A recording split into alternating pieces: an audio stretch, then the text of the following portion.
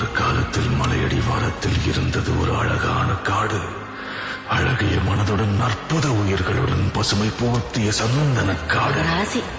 அக்னி மழை பொழியும் அழகிய காடு. அதில் ஆர்ப்பரிக்கும் தீப்பொறிகள்.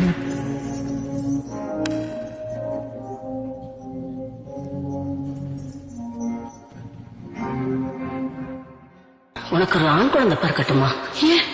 உனக்கு யாரும் சொல்லலையா? இந்த மாதிரி இடத்துல எப்படி? இங்க ஏதாச்சும் பொட்ட பிள்ளை பிறந்தா அத நாங்களே இங்க கையால கொன்னுடுவோம்.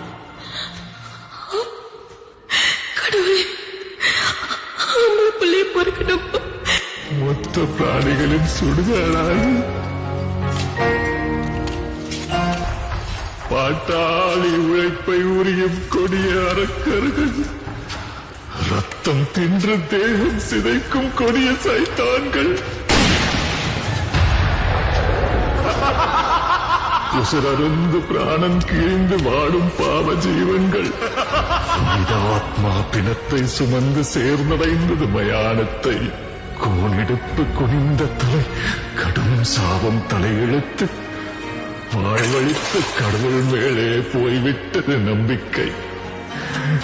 போயே போச்சு நம்பிக்கை.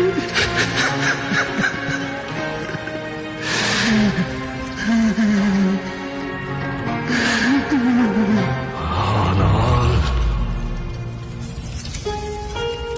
சூத்திரதாரியின் சோதனை எரித்து அகங்காரனின் நெஞ்சை கிழித்து மாயாசுரனை நிர்மூலமாக்கும் துரையாய் நொந்து வென்றவரின் பரவசத்தை சுமந்து வந்தார் ஒரு மகாதாய். கருவினில் என்னை சுமந்து தெருவினில் நீ நடந்தால் தேரினில் ஊர்வலமே அம்மா. ஜோதியாய் ஒரு பெண் எரிமலை ஒன்றை பெற்றெடுத்தார்.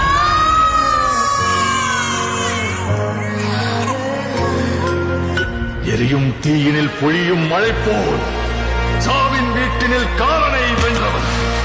ஆணவத்திற்கு எதிராய் கிளர்ச்சி ரூபத்தில் லங்கேஸ்வரனுக்கு எதிராய் வெள்ளேந்தி நின்றார்.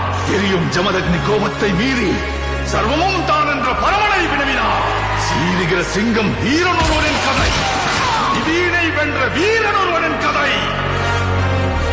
இதயம் பதற முகிலும் அதிர பயத்தினை அறுத்து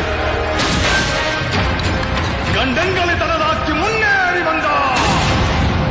வேட்டைக்காரரை வேட்டையாட ரணவேட்டையனாய் வந்தார்.